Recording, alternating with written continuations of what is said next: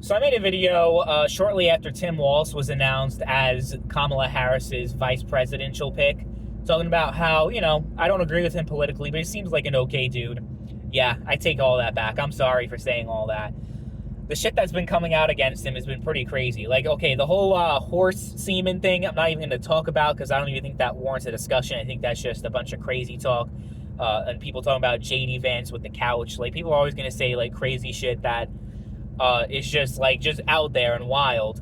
But the stuff that we do know as a fact, and is actually, like, if you look at the evidence for yourself, objectively, unbiased, you would see that Tim Walz is a complete disgrace of a human being and is a disgrace to his country.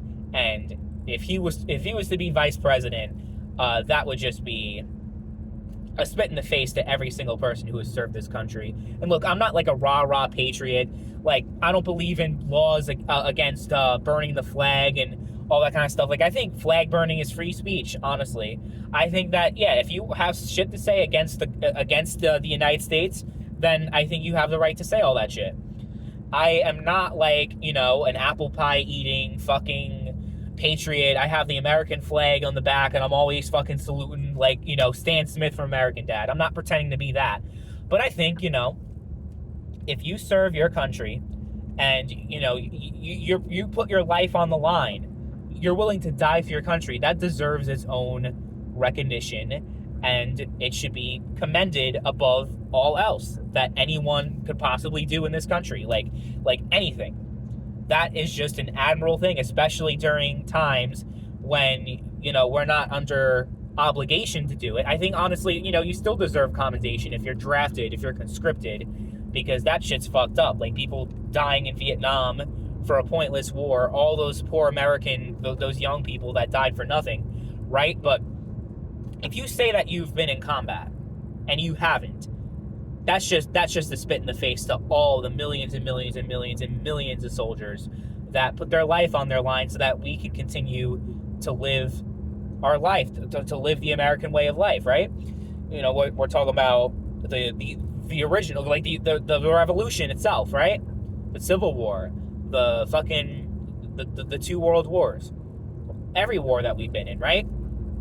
It's fucked up to pretend that you served in combat and you're on equal footing to all those other people and you didn't fucking serve in any combat situation whatsoever.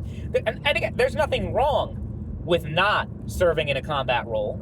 I think you also, should be commended for your service as well. I knew a lot of people who joined the military after high school, like people that I went to school with, and I would not even try to say that they don't deserve to be commended as well just because they weren't in a battlefield. They serve their country also, and they deserve respect, especially the way the military is and the way that they treat people, and just how it's just like a horrible work environment and just like not the best place to be. So respect to all those people. But Tim Walz said that he was a combat veteran. He was even introduced as a combat veteran by the Harris campaign. All that's documented. So when they try to say, oh, he never said that he served in combat, this is just a right-wing fucking made-up story that didn't actually happen. All the people that were in Tim Walz's life at the time, his commanding officer, all the people, like, they were like, every single person that actually knew Tim Walz during that time in his military service about the whole him leaving as the Iraq War started, so he didn't have to get deployed there, pretty much. He quit the military as the Iraq War was starting to unravel. He did that because he's a coward and because he does not want to die for this country. I mean, look, not wanting to die for your country is not necessarily being a coward. I think I want to walk that back a little bit because that's a bit of a stretch. But he is a coward in the fact that, he acts like someone who is willing to die for his country. He pretends to be someone who is willing to go above and beyond. But he's not. He is absolutely not.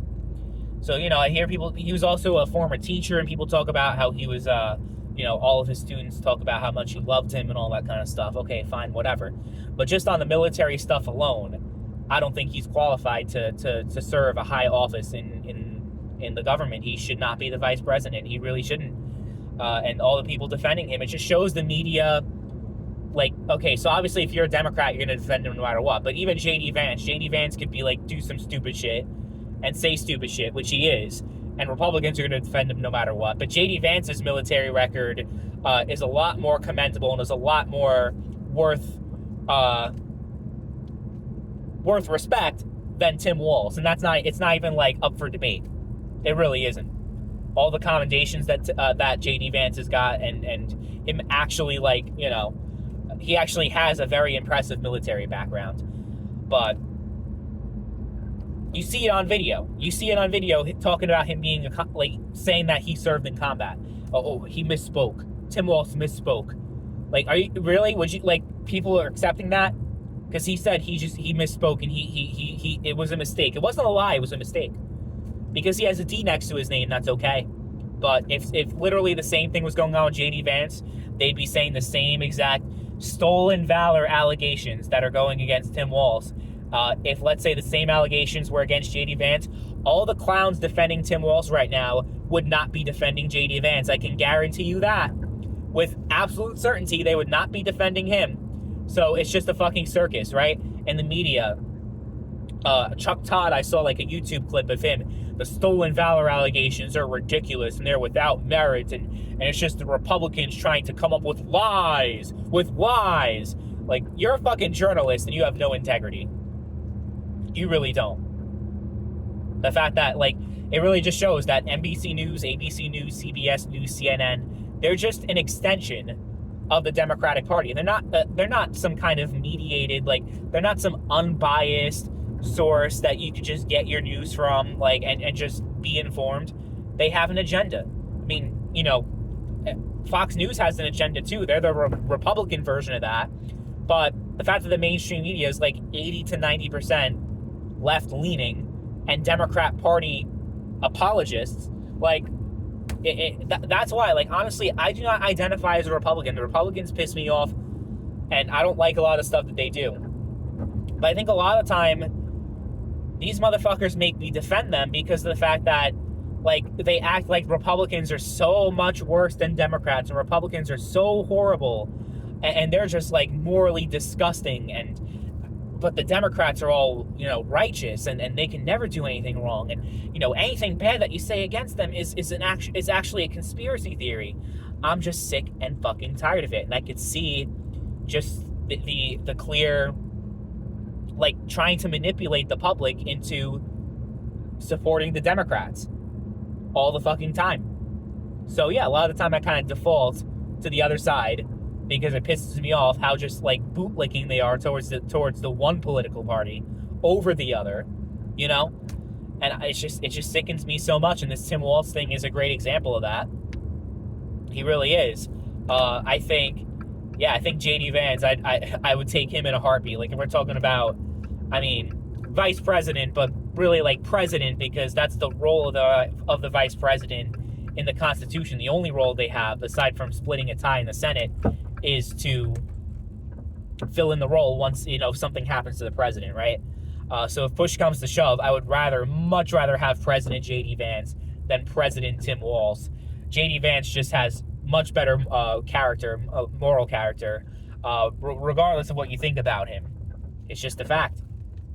Tim Walz is just a disgrace to this country.